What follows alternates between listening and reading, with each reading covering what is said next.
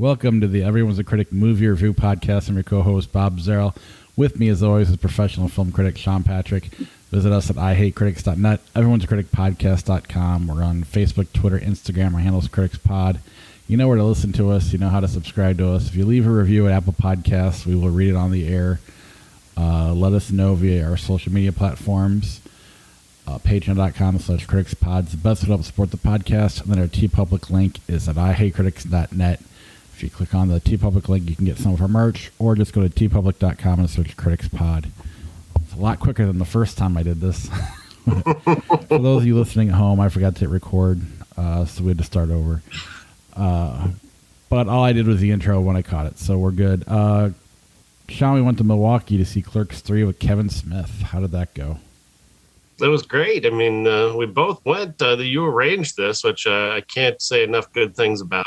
Thank you very much. And yeah, it was awesome to get the chance to see Clerks 3 with an audience for the first time. I've seen it 4 times, and this is the first time I've actually gotten to see it with an actual audience and feeling those waves of emotion. Kevin Smith was actually talking about that before the show, how he sits backstage now instead of behind the audience because he likes to feel the waves of energy coming forward from the audience. And indeed, that is a real feeling. You can definitely sense that when you're watching it.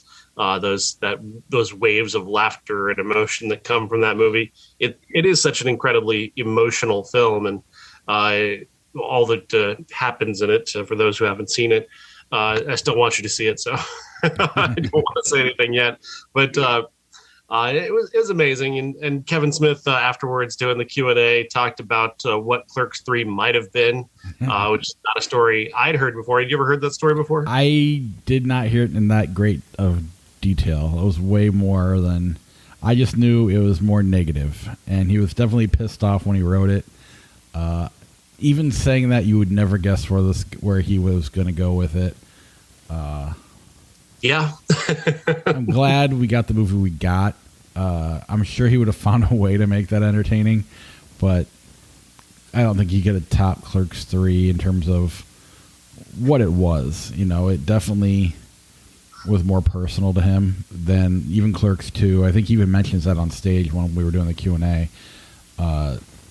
Since he quit doing Clerks, or since he stopped being a clerk, his life has been in Hollywood, so he doesn't have that many experiences, and a lot of times he was just making stuff up and doing a great job of it. But you look at Chasing Amy, where he definitely had stuff there that came from real life. Dogma came from real life, and even like Jersey Girl. But here, it's again from real life, and he hasn't done that in a long time, and it was really cool to see it with an audience. And with that audience, I normally hate people screaming and cheering at the screen, but the reason I hate it is because the director is not there, or the actors aren't there. The director was here, and It was magical. I mean, it was just, you could feel every emotion from the entire crowd. We had pretty kind of in the middle seats, and you could just feel the energy passing by us to get to the screen. It was a very cool experience. It made me love the movie that much more, and then to just see how down to earth Kevin Smith actually is. We stuck around for the meet and greet, and he came by, looked us in the eye, made conversation with everybody, and just, I don't know, it was really something else. I love Kevin Smith that much more because of how cool this whole event was. It's interesting. I'm genuinely, when it comes to physicality, I'm a pretty awkward guy, but the hug Kevin Smith gave, it was just the most natural thing, and I've never experienced that before. That was so natural and so comfortable. It was what a great guy. Yeah, I've hugged 3 celebrities in my life, and they're all like my favorites of what they do. It was just kind of cool to, and he I don't know, he just instantly took any level of uncomfortability, because neither one of us are that comfortable in these scenarios, and he immediately just, I don't know if he sensed it, if he did it for everybody, but regardless, he just cleared the air. I don't smile well in photos, and instantly he says something funny, and I start busting out laughing, and I can't control it. I'm trying to look serious, and I can't help but laugh because it was just funny.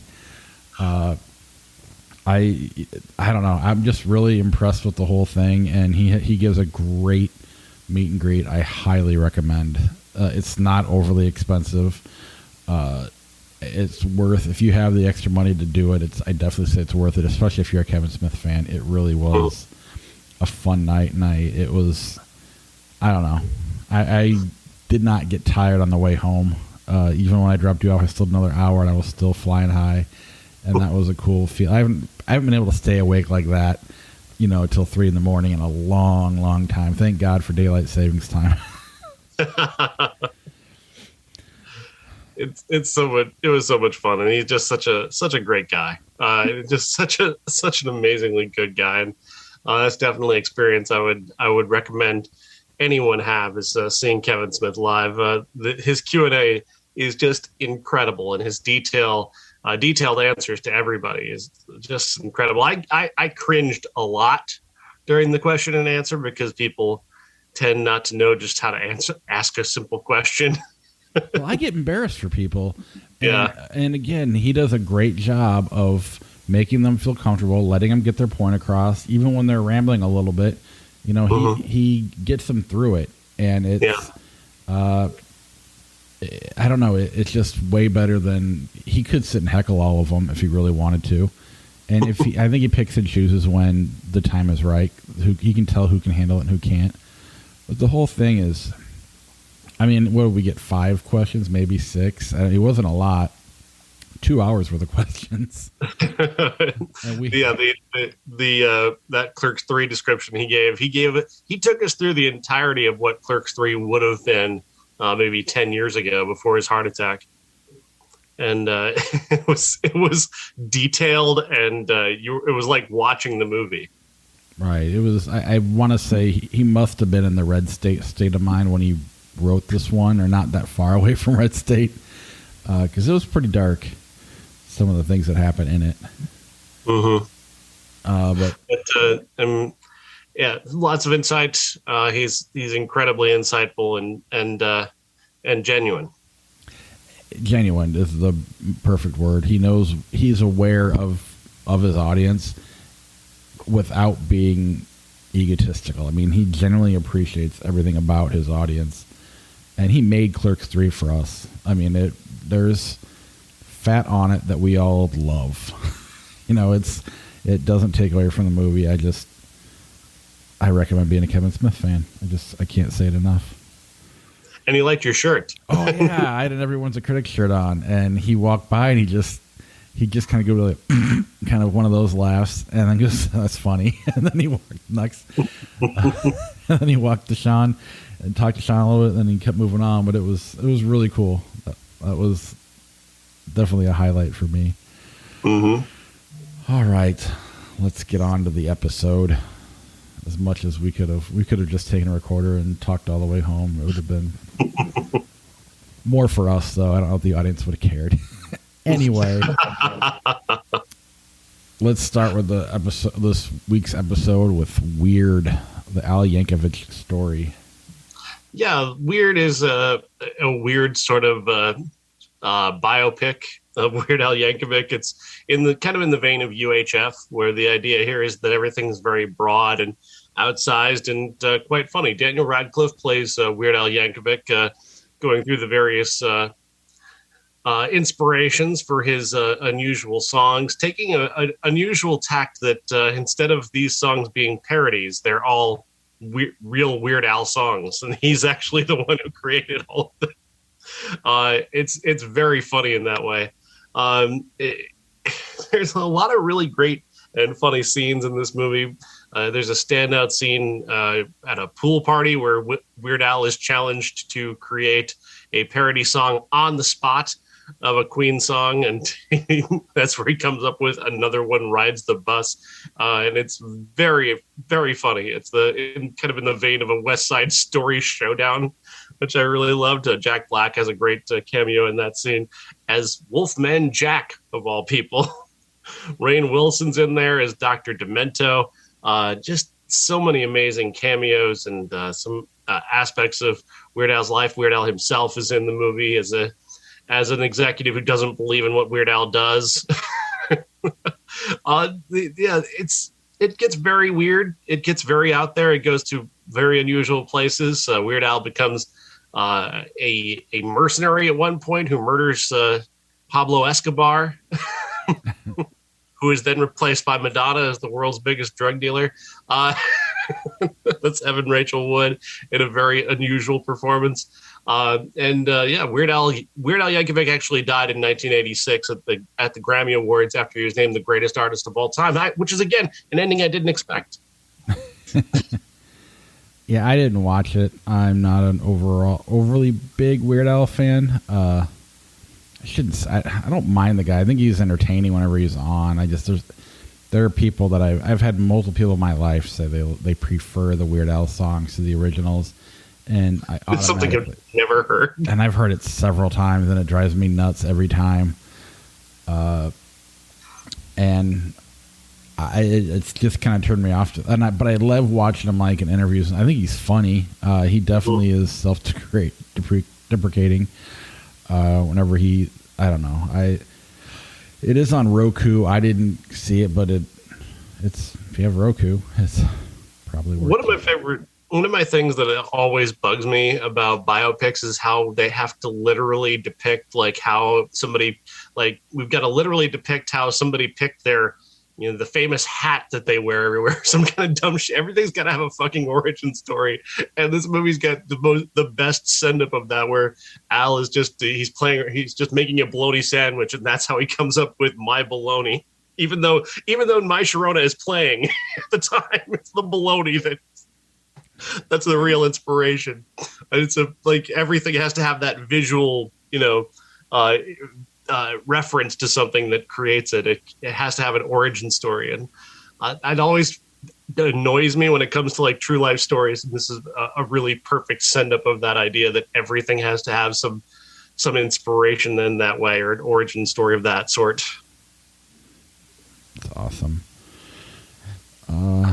Anything else on Weird Al that you would talk about? Watch it. It's terrific. Daniel Radcliffe is fantastic. I think they missed out on probably a pretty good box office run if they'd have put this in theaters. Yeah, that does shock me that they didn't try that, because he is a pretty big name, but I don't know.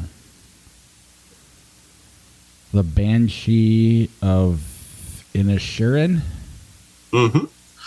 The Banshees of Inisherin, directed by Martin McDonagh, the director of In Bruges and 3 Billboards Outside Ebbing, Missouri, tells the story of two friends in Ireland in the 1920s. They're no longer friends. One day, Colin Farrell's character just shows up at his friend's house, Brendan Gleeson, and Brendan Gleeson won't answer the door, won't leave. Later on, Colin Farrell goes to the bar and he's waiting for him, and he doesn't show. And then when he finally does show, he refuses to talk to him and says that Brendan Gleeson basically says we're not friends anymore. And Colin Farrell's just sort of shocked. He's just this sweet-natured, kind of dim-witted guy. He's a farmer. He doesn't have much of a life outside of the pub.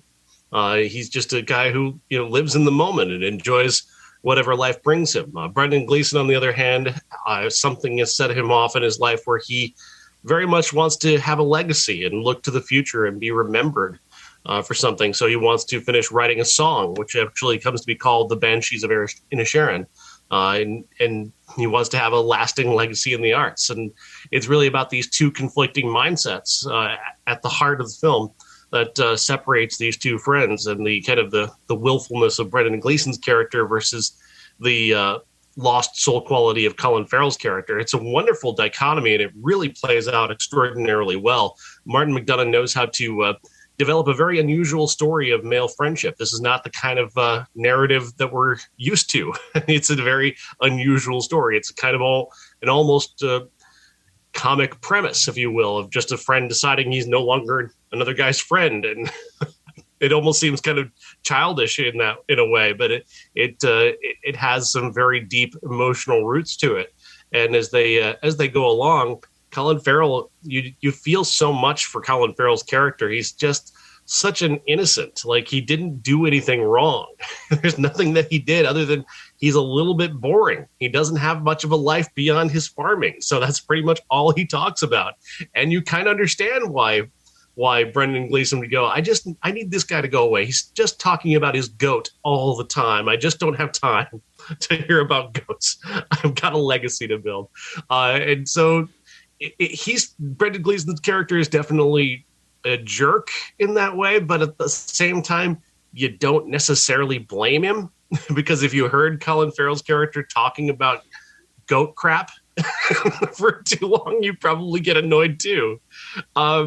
This is a really terrific movie. I do hope everyone will see it. I think Colin Farrell absolutely deserves an Oscar nomination. He makes you cry over a mini pony in the movie. Like, he legitimately invests it with so much emotion that you kind of can't help yourself when something happens later on.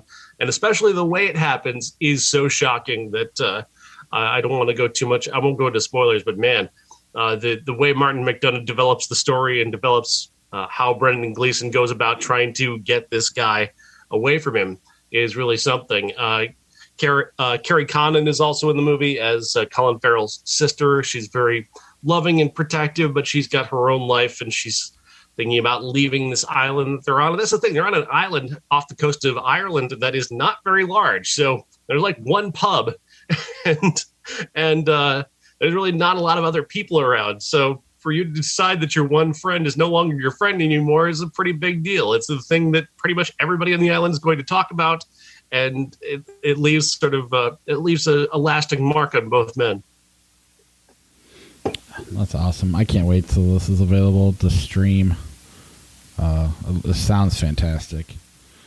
It really is. It's such it is a comic, but also very dark at times, and it goes to places that you just don't expect. And there's no typical beats, no romance at all. Just these two guys in this conflict. Awesome. What about Armageddon Time? Armageddon Time, it comes from director James Gray, and it stars Anne Hathaway along with a newcomer by the name of Banks Rapetta, who plays a young boy, a young version essentially of James Gray. Growing up in New York in 1980, he's attending public school, and he makes friends with a kid played by Jalen Webb, a black kid in his class who is the constantly undermined and attacked by everyone, whether it's fellow students or by even the teacher of their class, who continuously blames this black kid for everything that happens. So Banks Rapetta's character becomes his friend, and they develop a nice friendship until one day they get caught smoking weed in the bathroom, and Banks Rapetta's character gets pulled out of public school and put into a private school, and has to determine whether or not he can remain friends with his former friend from his old school. At the new school, he's in a very different environment amongst very, very rich people, including, for reasons that the movie doesn't really have much of an explanation of, the Trump children are there. The sons of Donald Trump are at this school, and we see them saying horrible things about black people and using the N-word, and really kind of drawing themselves out as sort of villains in this story, even though they're not necessarily big characters. The other big character in the movie is Anthony Hopkins as the grandfather of Banks Rapetta's character. They're very close together.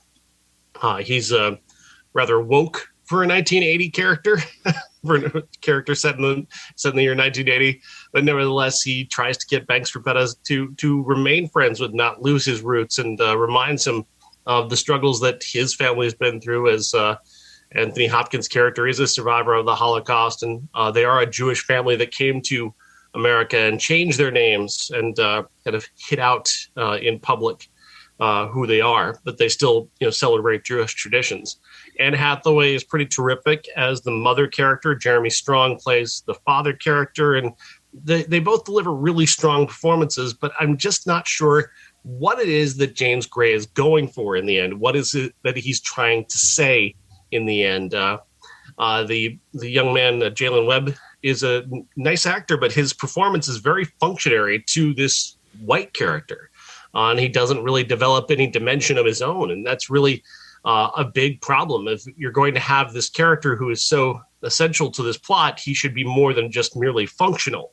and he seems to function as this almost magical character on hand to teach a lesson to this young white character. And that's really just a bad approach, in my opinion. And this movie kind of left a bad taste in my mouth in that way. A lot of people really do like it. A lot of people have found something in it that they truly do appreciate. And I think James Gray is an amazing director. But I really, if he was looking to, I guess he's looking to kind of take a couple shots at Trump, and they do land a little bit in terms of, taking shots at the very, very rich and how completely out of touch they are. But it doesn't really have anything to do with the main story. They're just punches thrown that maybe have something behind them, but don't have anything, again, to add to the story of these two young men, Jalen Webb and Max Rapetta. Yeah, it sounds. I didn't watch it, but I talked with you extensively about it. That just sounds distracting, when a movie does something like that, where it, just goes out of its way to take a shot at something. There's better ways to do it, and sometimes Hollywood goes a little overboard with their agenda, and which actually sets any agenda back a little bit when they do that. And it sounds like maybe this movie might have done that a little bit. It's definitely distracting is a good way to put it. Jessica Chastain shows up in a cameo as I'm not sure if she was meant to be Donald Trump's mother or his stepmother. I assume stepmother. She doesn't look very old here, but maybe that's his mother. I'm not sure. But she was a very powerful lawyer at the time, and she gives a very big speech about how this group of white kids at this private school, she doesn't say that, but it's very well implied who she's talking about, are the future leaders of America, and that they need to step in and be leaders and prepare themselves to be leaders in the future. And it is, it's quite disturbing just how much they talk about the privilege that they have and making use of that privilege to further themselves and further selfish aims, as opposed to actually doing anything to help others. It's simply not something that they're preparing these children for at this particular school. And that message is certainly, I guess, it runs parallel to the message of the other story, of the main story of the movie. But again, they don't really come together ever, at least not in my opinion. They don't come together very well.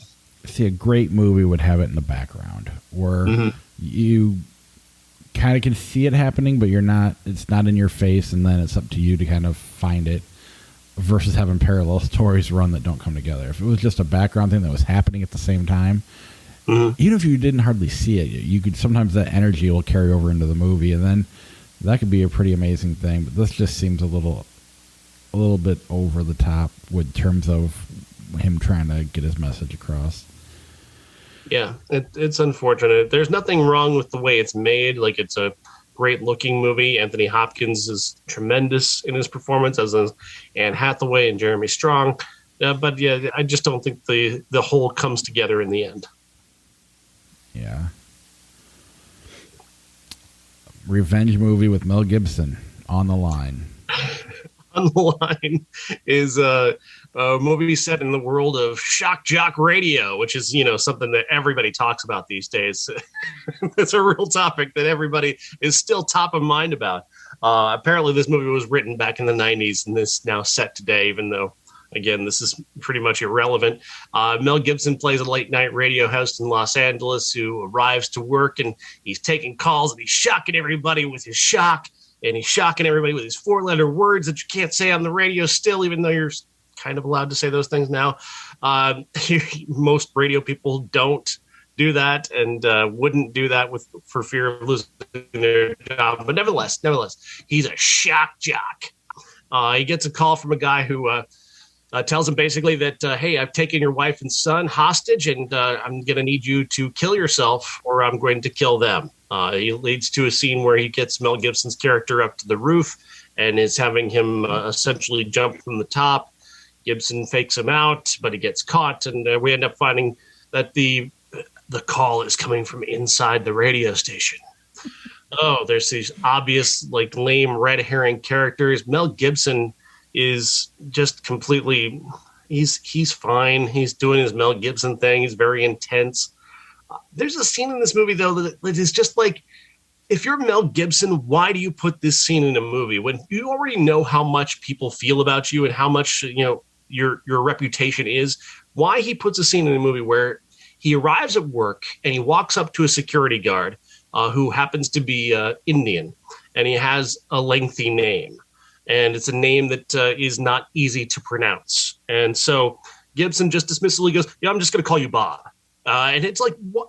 People already assume you're a racist. Why do you have to just lean into the racism even further? Like, it's just this big middle finger to the audience. But that's just pretty much in Mel Gibson's entire career now. It's just a big middle finger to the audience. This movie's terrible. You can't be surprised by that. I'm not going to say anything. It's one of those where we've talked about it at length. People that I don't know. It's the nostalgia makes it hard for me to hate the guy, no matter how bad how much I should. Definitely disappointed, but it's hard for me to see him doing shit like this, like he has been for several years now. Mm-hmm. But what's not hard for me is this movie Tar. Tar stars Cate Blanchett as Lydia Tár, a superstar in the world of classical music. We meet her as she's being interviewed by the New Yorker on stage in front of an adoring audience, talking about her soon-to-be triumph as she's about to conduct Mahler's Fifth Symphony, which would make her one of the few people who have ever recorded all of Mahler's work. From there, we progress through her life as she's preparing for this big performance. She's also got some things bubbling up in the background, specifically a conflict with a former mentee, somebody she was a mentor to, whom is asking why Tar has cut her out of her life. There's a lot to that. There's also something that bubbles up early on where she's returned to cover a class at a famed music school, and she has a confrontation with a Gen Z guy or Gen Z person who and essentially doesn't show enough respect in her mind for the classic creators, and they have a conflict that gets caught on video. That'll come back and play in later. Meanwhile, there's also a new member of her of the Berlin Philharmonic, where she's the conductor. This new bass player who she develops a relationship to and seems to want to have a relationship with. Where that goes is very unexpected and very interesting and very revealing about this character. And that's part of what Todd Field does so brilliantly, is slowly unfolding and unpacking this character and allowing Cate Blanchett the room to unpack this character without ever making any obvious statements about her. There's no big info dumps. There's no big dialogue scenes where you just unpack every problem that she has and why she is a problematic person. It's all just very deftly layered in various different ways. And I really adore that approach to this film, is just slowly revealing this character. And where it goes from there is just a lot of very unexpected stuff. I love the ending of this movie. And one of the things that the ending of this movie leaves you with is the idea of where you think Lydia Tár goes from where she ends up. Do you feel that this person is going to continue to be problematic, or do you feel like they are chastened by what happened to them and have to learn a lesson but still love what they do? It's open-ended in a way that didn't bother me. And I really loved that. But I really loved everything about this movie. I think Cate Blanchett cuts an incredibly compelling character. This is one of the best, if not the best, performance of her career. And that's saying a lot because she's won 2 Oscars for Blue Jasmine and for Elizabeth. And she's just awesome. She's just awesome in everything she does, and she's awesome here. Oh, yeah, I agree with you on that. I think, like, sometimes she has a little Daniel Day-Lewis in her, and it kind of turns me off. But here was like perfect. It was like the perfect. It wasn't over the top, in a distracting way. And there's been times when she's been over the top and won Oscars, so it's just not my cup of tea. But here it's perfect. And Todd Field, after I'd never seen one of his movies as far as I know until this week, and that guy writes or directs problematic people better than anybody else. It's he does such a good job of making them people and not just a terrible person. It's, speaking of Daniel Day-Lewis, I think, who's that director I half hate, half love? Magnolia and all those. P.T. Anderson. He did one where was it some fashion industry one where Daniel Day-Lewis, which the guy was he was just a hateful, horrible person, and it wasn't written well. I don't know. It just bugged me. It wasn't fun to watch. It was just nothing to it. This is interesting, way more interesting the way he unpacks this and what happens to her and how she handles it is just, this is a 2 hour and 40-minute movie, and the whole time it flies by, and I'm just watching it come together, and, you see the humanity in a problematic person, and I know that can turn people off, but the way Todd Field does it, I don't think is a turnoff. I think it's really effective, and I really like this movie a lot. It is, it is. I don't want to overstate it because it's been a fantastic year, but it is a phenomenal movie with a fantastic ending.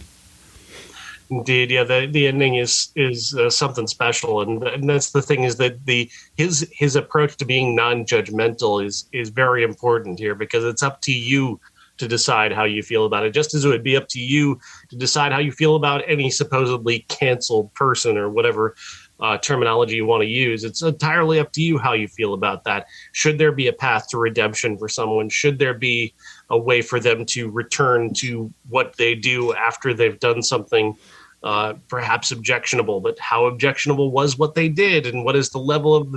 It's not like she committed a crime. But she did do awful things. There's also a little bit of unfairness. So it's very fair to the character and to the story, but it doesn't come down on either side. It is entirely on you to decide how you feel about this, and that is a tightrope walk that not many directors can pull off. Most of the time, I think I'd be very upset with a director who refuses to make a decision in the end. But I was fascinated by the choices that Todd Field made here. On top of which, he has this tricky thing where he's put a lesbian character, a female character in this situation, as opposed to what we would assume someone would put in this situation, which would be a male character. And that actually serves the purpose of removing the immediate judgment that you might have of the guilt or innocence. If this were a male character, I think everyone would go immediately, this person is even not merely problematic, they're a problem. They're like a borderline criminal. They get compared to every other guy who's ever been accused of something bad, and it immediately sets you on a path towards making up your mind ahead of time. Making this a not just a female character, but a lesbian character is definitely a dicey situation. It puts you in another situation where you're kind of wondering if you're demonizing, sort of creating a female predator, female lesbian predator, which of course is a trope from the 80s that is really awful. But he sidesteps that so brilliantly, and all the minefield that you might think is in this, he manages to get around by telling a very good, very fair story. Yeah, and, like Wolf of Wall Street is a movie I did not like. Everything was executed fine, hated the character, and couldn't get into the movie. This, all the negativity with her, like, he's not making excuses for her. He's just showing you how the decisions come about.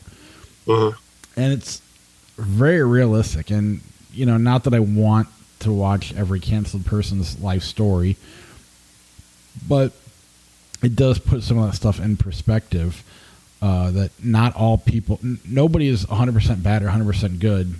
It doesn't mean I don't like people, but everybody has a little bit of both.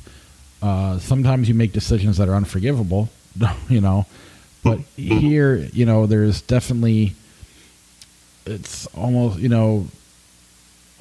like addiction level things that go on in their life. And again, not that they're making excuses for it's played out in a very, very realistic, very human way. And I just found the whole thing fascinating. Well, and considering the times, it's this movie feels even more important because of the questions it's asking. Because again, the types of people we're talking about here, whether Whether you want to talk about James Franco or even Mel Gibson, who we just talked about, or Matt Lauer, these people are still alive. We still have to confront them in some ways. They still, even as much as some of them have receded into the background, like Matt Lauer specifically, is fascinating. But they're still there, and we still have to kind of, as a culture, decide how we feel about it, and they have to figure out their own path forward. Obviously, Mel Gibson has found a perfectly fine path forward for himself. Louis C.K. is still very much working, and even according to the Grammys, still somehow relevant. But it's again, how do we deal with those things, and asking that question of what does someone do in this situation? What is the path forward? And this ending is just so smart in how it leaves you with that question and thrusts that question upon you. In a way that is gentle, it's prodding, it's slightly comic, a little bit dark, just absolutely goddamn brilliant. It's almost like Mel Gibson's real life story in the way that with the movies he's making now might as well be the same type of ending that he had. Point. I don't know. I don't want to say everybody should go see it, but I think if you're a fan of movies and especially acting, this is a must see. And I highly recommend adding Todd Field into your film vocabulary, because it was a fun week for me when it came to fun's not the right word.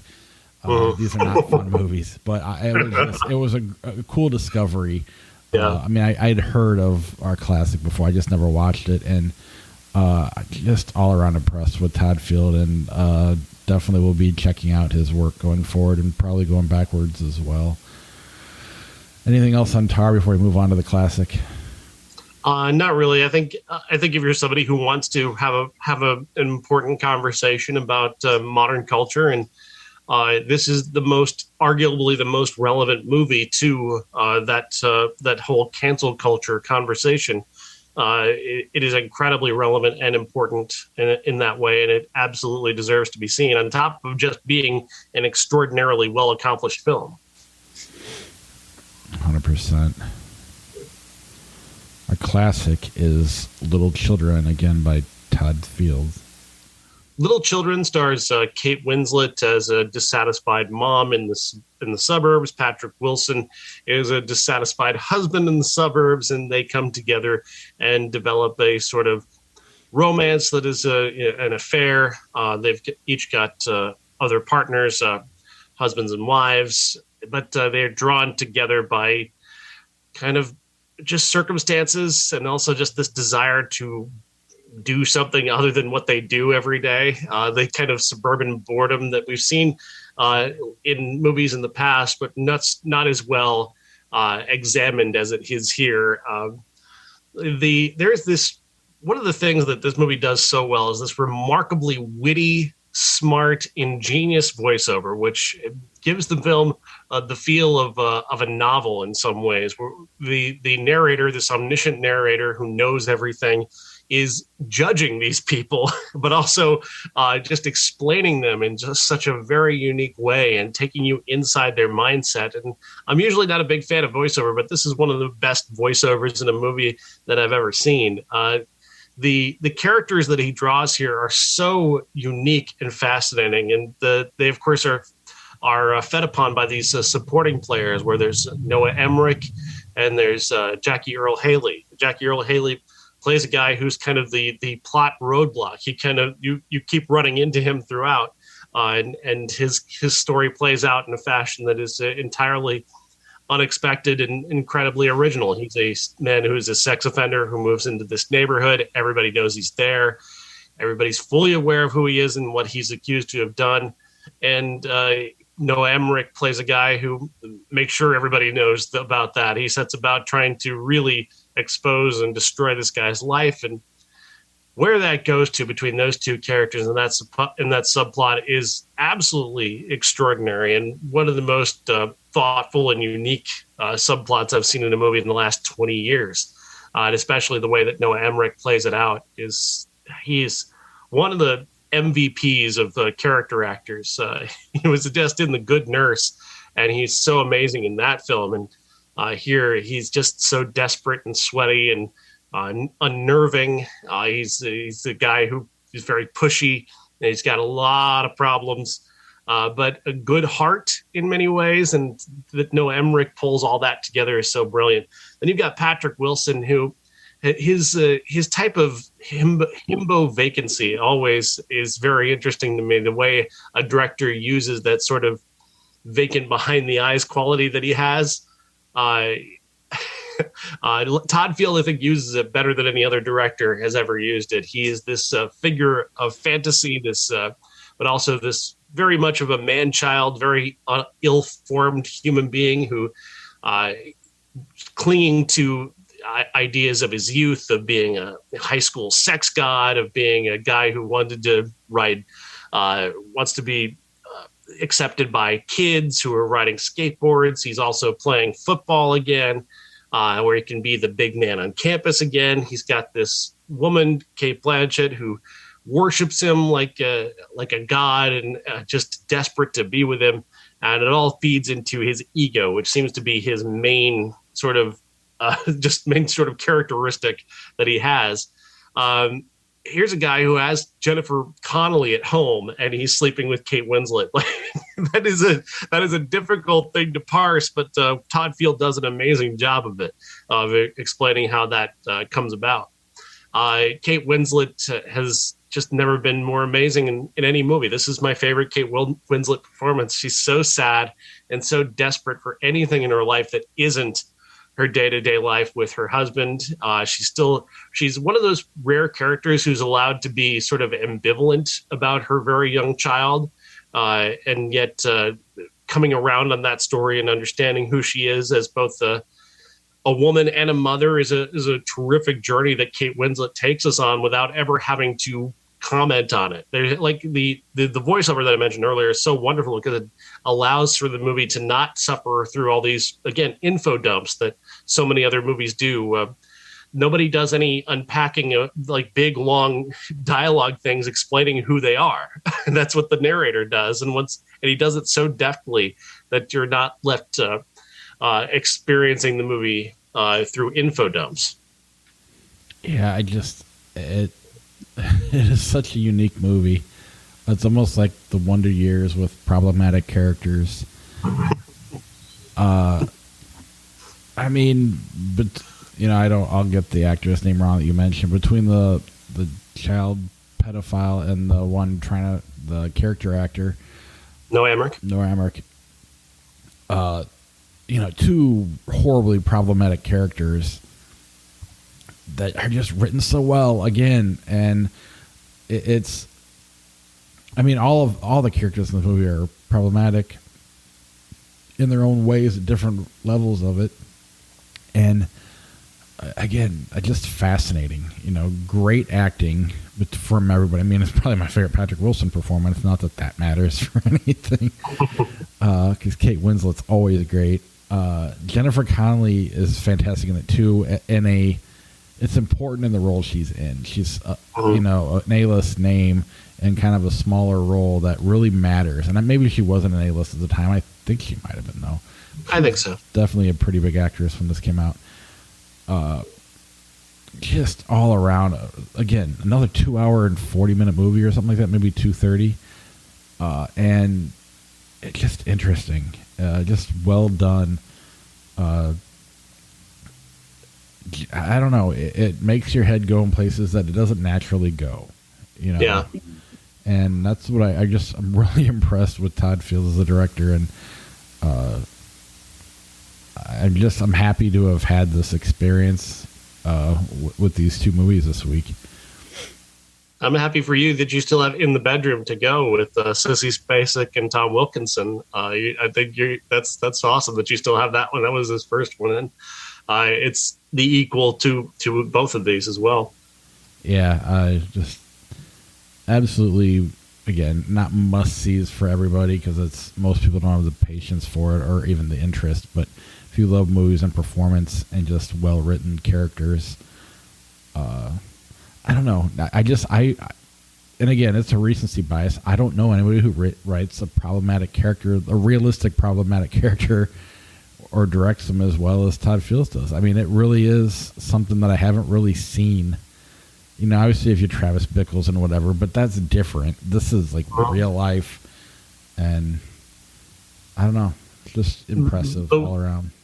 The wealth of empathy he has for extraordinarily flawed people is pretty special. It's in a world of black and white, Todd Field embraces all of the gray and forces you to confront it. He forces you to confront Jackie Earle Haley's character, who is a sex offender, as a person, and you have to see his life as it is, and the compulsions that he lives with, and his mental illness, his day-to-day life with his very protective, very loving mother. You're forced to be in his space and deal with him. Whereas, you know, in regular life, we all kind of push those people aside and try, you know, out of sight, out of mind, try not to think about it, that they have daily lives, that they still have to go to work, that they still have to, you know, try and find a place in the world, even as they have this compulsion, this evil compulsion that they have. He's a character who is not apologetic, but he's also incredibly damaged and broken mentally. And the way that Noah Emmerich's character sort of takes all of his problems and focuses them on this sort of superhero idea of himself to protecting the community from this guy who may or may not be an actual problem. It puts a focus on both of them that is so unique and fascinating and caring. He cares about these characters. He invests in these characters, and he forces you to confront these characters that you don't want to confront. This movie does right everything Crash did wrong. You know, this is an ensemble movie with multiple storylines going on that intertwine, and just impressive is the only word I can think of. It really is just great. And the title, too, is spectacular. It's a literal title, obviously, because there's little children in the movie, but it's also because everybody in the movie is a child seemingly satisfying their very base needs. And that's every character in the movie is going for the very basic thing. And it's that reminder that so few movies are capable of, that they're really, as much as there are adults in the world, there really is nobody who knows anything. Right. And that's the part of growing up that you have to slowly realize, is that no one knows anything. As much as there are people who might be in charge of things, the people who are in charge of things are the same people you grew up with and went to grade school with, who picked their nose and wiped it on their shirt. And now those people have to be in charge of businesses and have their own children, and they still don't know anything. It's 100% true. You know, you grow up and your parents are always like, someday you'll understand. And what you learn and you understand is that we're all idiots, including your parents.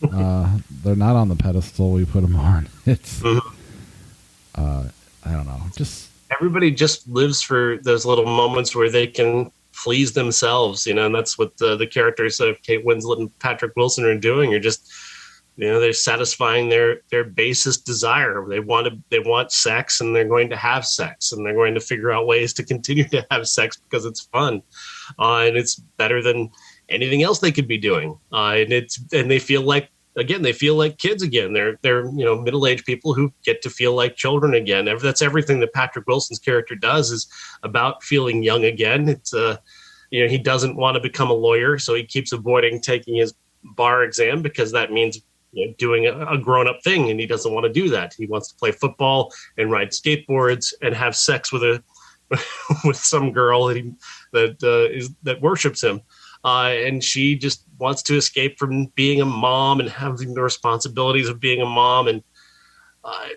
they just provide such a perfect port in a storm to each other, which is perfect because they have sex for the first time in a storm. That scene where she walks in on her husband on the internet. Oh man. What a scene. Yeah. Yeah. How do you do that scene and not be in an Adam Sandler movie is beyond me. But he did it. I mean, it was It was real. It was awkward. It was uncomfortable. It wasn't funny. It's funny now that we're talking about it, but in the moment, it's funny now. In context, it's not funny. He really gets to the creepy side of it. Even though it's not necessarily, it's not necessarily creepy. Everybody satisfies themselves in their own way, but it is creepy at the same time when you have to look at it. Right. Nobody really gets to be watched when they do stuff like that. Yeah. And, that's a interesting thing as an actor. I'm sure it was written on the page. It wasn't something he decided, well, this is what I do. It was. I don't know. But yeah, that's that capturing that of the moment feeling of like, what do you do in this situation? Her husband character is trying to satisfy himself watching pornography on the internet, and his wife walks in, and what does she do? And it feels so immediate and so of the moment. Kate Winslet, how she reacts, or she already has a relatively low opinion of her husband, and now here he is with panties on his head jerking it, and she just like, yeah, this is not what I signed up for. But at the same time, it's just, I don't know, it's just a very real moment. The whole movie is, and I can't recommend it enough. That is all of our movies this week outside of the movies from 92. Did you watch Passenger 57 or Jennifer 8? I have a strong feeling about both those films. Jennifer 8 is one of the grossest, most disgusting movies ever made, and deeply, desperately problematic and wrong, in which Uma Thurman is a blind woman who is menaced by a serial killer, and it's extraordinarily gross and exploitative and mean-spirited and just really, really awful and an embarrassment to everybody who was involved with it. Passenger 57, on the other hand, is a wonderful guilty pleasure of a movie. When you get to that moment where Wesley Snipes says, "Always bet on black," boom, done, I'm in. I love this movie. And white kids have been saying that forever since that movie. It's so perfect. It's cheesy as hell, but it is so enjoyable. It's cheesy in all the right ways. Yeah. Before we get to Flick Chart, let's go what we got next week. We got Wakanda Forever, Paradise City, Ebola Homes 2. Enola Holmes. Ebola? That's what it said on his Facebook. It's Enola Holmes 2. Okay, my notes said Ebola. My fault. And Falling for Christmas are coming out next week. Right. And the classic is Casablanca. Perfect. 1992, Dracula and Love Potion number 9 came out as well.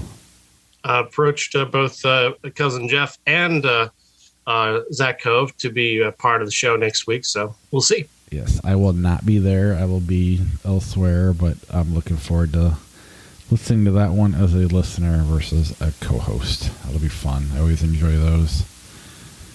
All right, let's head over to Flick Chart and let's see here. I could pull up our messages just to see if you wrote Ebola Holmes. And I'm not that petty. Just kidding. White Chicks, The Amityville Horror with Ryan Reynolds. White Chicks is scarier, but I'll take Amityville Horror, I guess. I think it's shorter. I just like Ryan Reynolds. Even when he's bad, I could take that for... There's some movies I don't want to... Anyway, forget it. I'll go to... wow, that sucked. Winnie the Pooh, Crocodile Dundee. I'm not sure if I know that one. Yeah, I don't know. Neither do that I. one. Their First Mistake, Crocodile Dundee. You don't know Laurel and Hardy? I haven't seen that one. 101 Dalmatians, the live-action kids movie in Crocodile Dundee. Crocodile Dundee, I guess. I'm not a fan of either one. I'm not passionate hatred or liking of either one of those. 16 Blocks, Analyze This. 16 Blocks. I like Analyze This. I just don't care for Analyze This.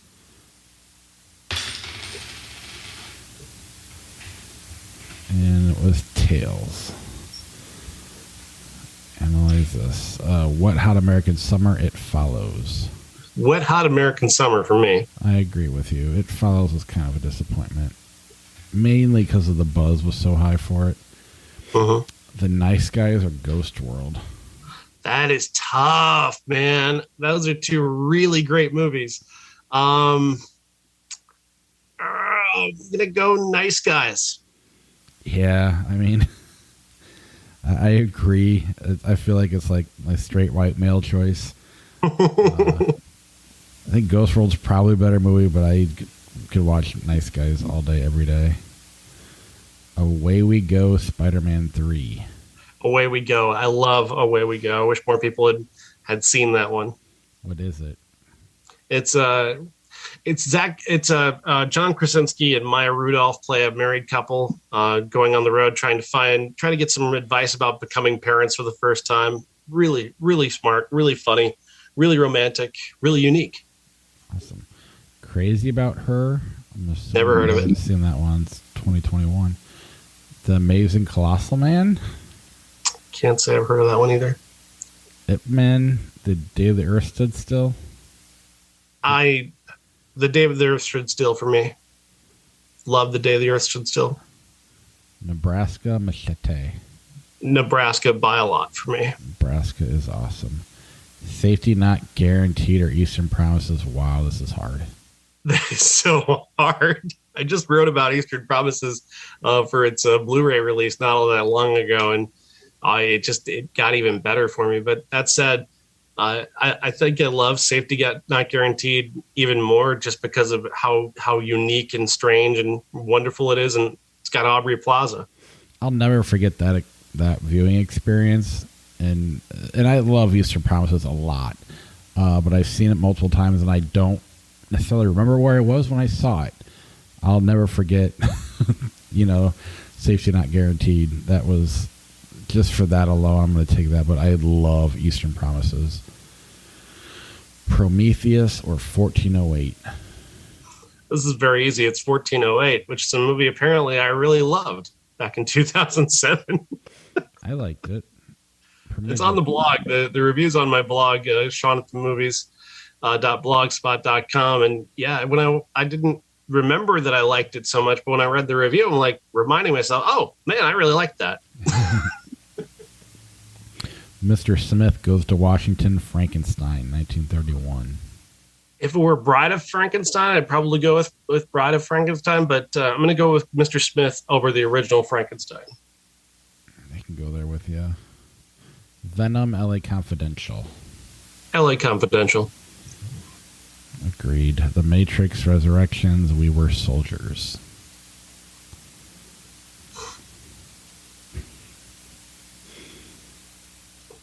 Matrix Resurrections. I feel like We Were Soldiers was just kind of dull, honestly. Yeah, I hate the Matrix movies, and I did see that one. I couldn't hear you. Oh, sorry, I was mumbling to myself. I just hate the Matrix movies, and I did see that one. But you win. The Matrix Resurrections. Big Trouble in Little China. D2, The Mighty Ducks. Big Trouble in Little China. Absolutely. Men, Psycho. Give me a break. Come on.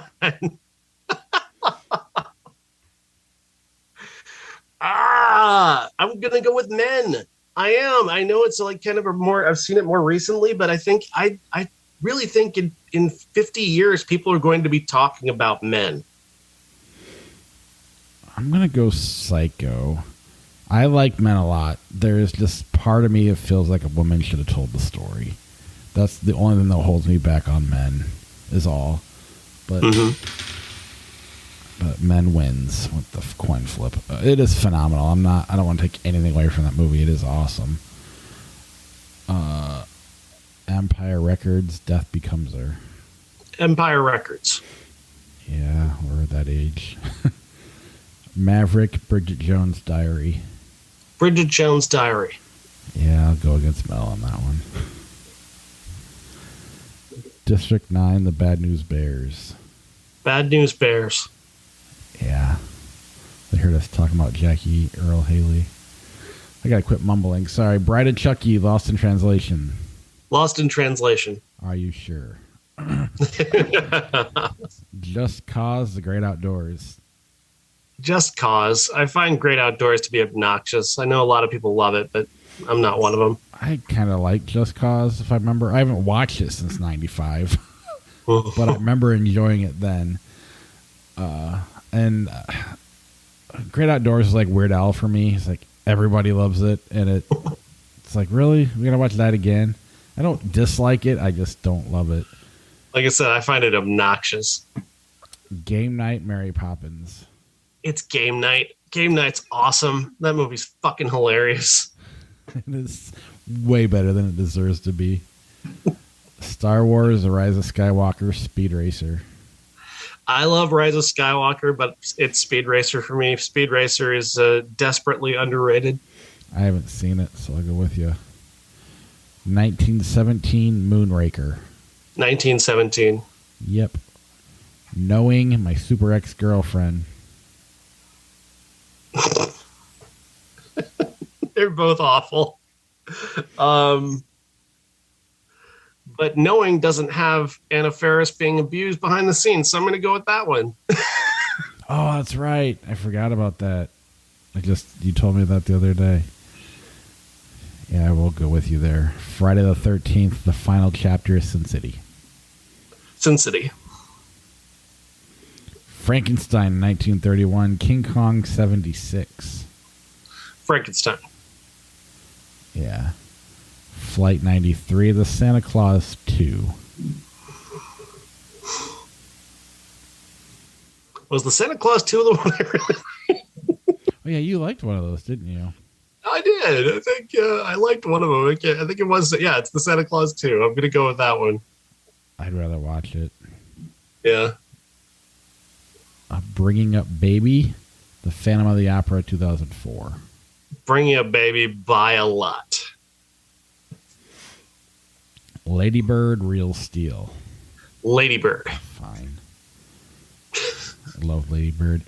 Parasite, Shazam. Parasite. 100%. Paranorman. Fuck that. Paranorman, The One. Paranorman. Agreed. E2 Mama Tambien, Marley and Me. I like Marley and Me a lot, but it's Y Tu Mama Tambien. That's a better movie. It's a masterpiece. Star Trek Insurrection, Bringing Up Baby. Bringing Up Baby. The Amityville Horror, 1979, Enter the Dragon. Enter the Dragon. Yes.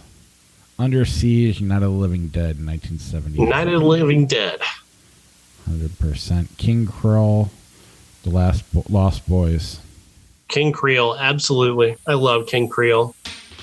I hate Elvis so much. But you win. He's Justin Bieber of his time. Friday the 13th, Part 2, Ghost Rider. Friday the 13th, Part 2. Agreed. Angels with Dirty Faces, The Wolverine. I've not seen Angels with Dirty Faces. I've only seen the clip from Home Alone. Oh, yeah, that's that movie. Contagion, The Wolverine. Contagion. Spectre, Hook. Hook.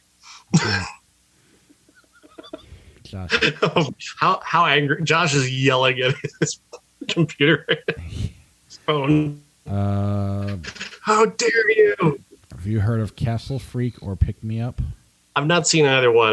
I want to see Castle Freak. I've heard weird things about that movie. I've never even heard of it. Day of the Dead, Double Indemnity. Double Indemnity. Easily. In the Line of Fire, Whose Life Is It Anyway? I've not seen Whose Life Is It Anyway?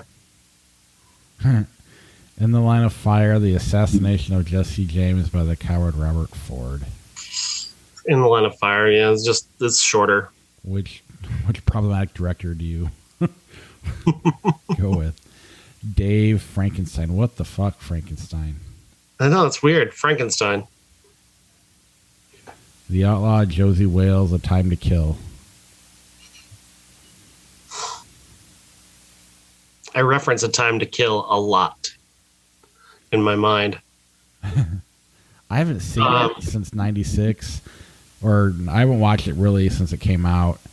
And I don't know. When I saw Outlaw Josie Wales, I wanted a different movie than I got. So I'm leaning A Time to Kill. However, that doesn't mean it's good. I just haven't seen it in a very long time. Yeah, A Time to Kill. Once Upon a Time in Hollywood, The Virgin Suicides. Once Upon a Time in Hollywood, but they're both brilliant films. Yes. You, Me, and Dupree, City of Ember. They're both insanely mediocre. City of Ember. Rumble in the Bronx, Philadelphia. Philadelphia. Teenage Mutant Ninja Turtles 2014, Osmosis Jones. I'd rather punch myself in the face.